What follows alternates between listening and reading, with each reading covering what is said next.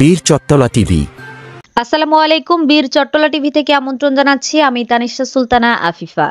BNP চেয়ারপারসনের উপদেষ্টা lion Mohammad আসলাম Chowdhury FCA দেশবাসীকে ঈদ উল ফিতরের শুভেচ্ছা জানিয়েছেন।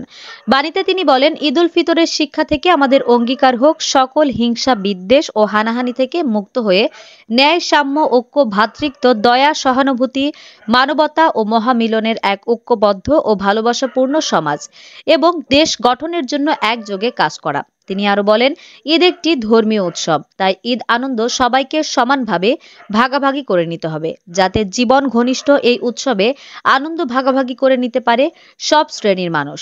ধনী গরিবের সব ব্যবধান ভুলে সবাই যেন ঈদের আনন্দে শরিক হতে পারে। ঈদ হোক সবার জীবনে আনন্দের উৎসব। আসন্ন ঈদকে সামনে রেখে এটাই আমার আশা ও প্রত্যাশা। আমাদের আরো আপডেট খবর পেতে চোখ রাখুন বীর চট্টলা টিভির পর্দায়। ফেসবুকে ফলো, ইউটিউবে সাবস্ক্রাইব করুন।